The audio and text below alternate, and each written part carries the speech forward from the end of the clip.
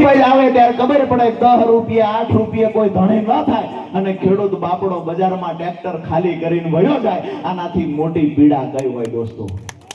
જેને સમજાય એને સમજાય, પણ જે માણસ મટી ગયા છે ને ભાજપનો નેતા બનીને રોબોટ થઈ ગયો છે ને આને ક્યારેય નહીં સમજાય. આવા લોકો નહીં સમજાય આ પીડા. તમે 3 વર્ષ કોઈની પાછળ સતત મહેનત કરો છો, બાળકની માફક છોડને ઉછેરો છો અને એ છોડને જેસીબી મશીન હાકીને જ્યારે પડામાંથી ખેતરમાંથી બહાર કાઢવાનું થાય ત્યારે દોસ્તો પીડા શું હોય? આ પીડા જેને ખેતી કરી હોય એ સમજે, જેને રાત્રે નાકા વાળ્યા હોય એ સમજે, જેને ટાઈટ બેઠી હોય તડક્યો બેઠ્યો હોય એ સમજે. સીધા સત્તામાં બેહીને અમે તો ખેડૂતો માટે સારો નિર્ણય લીધો અને ખેડૂતોની આવક બમણી થશે, લોકડું ઢીકડું થશે. ગાંધીનગરમાં બેઠા બેઠા થાય જાય ખેતરમાં આવો એક વખત, તમારાથી પાણી નથી અપાતું, તમારાથી ભાવ નથી અપાતા, અમારા બાળકોને ભણાવી શકતા નથી, તમારાથી થવાનું છે શું? આ જવાબ એમની પાસે નથી. અહીંયા લાંબા સમયથી હું જોઉં છું કે હળવદ આસપાસના વિસ્તારમાં, હળવદની વાત હોય કે માળિયાની વાત હોય, હાઈ ટેન્શન લાઈનનો દિવસે દિવસે પ્રશ્ન વધતો જાય છે. મારી વાત સાચી છે દોસ્તો? આજે એક ખાતરી એ પણ તમને આપવા આવ્યો છું કે અમારા કાર્યક્રમો આ 30 તારીખ સુધી કન્ટિન્યુ છે. ત્યાર પછી કાનબા અહીંના ખેડૂતોને જ્યારે પણ હાઈ ટેન્શન લાઈનના મુદ્દાને લઈને તમને એવું થાય કે સંગઠિત બની અને લડવું છે, અમારી સાથે કોણ ઊભું રહેશે? આજે દેવળિયા ગામના આંગણેથી પ્રતિજ્ઞા સાથે રાજુ કરપડા કહેતો જાય છે, હું તમારી સાથે ઊભો છું.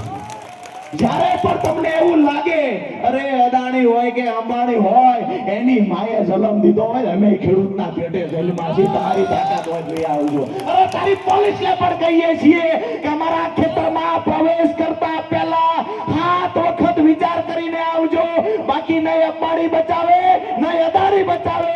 અને રોબોટ બનીને કામ કરી રહેલા કલેક્ટરોને પણ કહીએ છીએ ખેડૂતોને જ્યાં સુધી યોગ્ય વળતર નહીં મળે ત્યાં સુધી આ લાઈનનું કામ શાંતિપૂર્વક નહીં થવા દઈએ. તમને લાગતું હોય કેસ કરી નાખો, રાજુ કરપડા જાહેરમાં વાત કરીને ગયો છે. જેને લાગતું હોય કેસ દાખલ કરી દે, ખેડૂતોને ઉશ્કેર્યા અમારું વળતર મેળવવા માટે બોલીએ. અને જો તમને એવું લાગતું હોય ખેડૂતોને ઉશ્કેર્યા 10 વખત ઉશ્કેરવા માટે રાજુ કરપડા હળવદમાં આવશે. જેને સારું લાગે એ કરવાની છૂટછાટ છે, કાયદાની બહાર જઈ. હવે જીઆર થયેલો છે કે 30% કોરિડોરનું વળતર ચૂકવવું, 765 કેવીની લાઈન છે, નીચે 67 મીટરનો પટ્ટો પોળો ગણવાનો છે. એમાં પણ એમ કે અમે 25% ચૂકવશું. જે 1003 રૂપિયાનો ભાવ નક્કી આજથી 8 વર્ષ પહેલા થયેલો છે, એમાં કઈ વધારવાની તો વાત કરતા નથી, ઉપરથી 979 રૂપિયા કરવાની વાત કરે છે. મને એ નથી સમજાતું કે આપણા ચૂંટાયેલા ધારાસભ્ય, ચૂંટાયેલા સાંસદ સભ્યો એના મોઢામાં મગ શા માટે ભરી દીધા છે? શું અદાણીથી એટલા બધા બીવે છે? પાવર ગ્રીડથી બીવે છે? શું સચિવોથી બીવે છે? ક્યાંક ને ક્યાંક આ કંપનીના માલિકો છે એ સરકાર પર તો કબજો રાખીને બેઠા છે. આપણે જેને ચૂંટીને મોકલ્યા ને એ ત્યાં પૂંછડી પટપટાવતા ખોળામ બેસી ગયા છે. દુઃખ એ વાતનું છે દોસ્તો. આપણા મત લીધા, આપણા ભાઈઓ કીધા, આપણે કહ્યું કે અમારા પાડોશી ગામનો, અમારા સમાજનો, અમારો ખેડૂત મત આપો, મત આપી દીધા.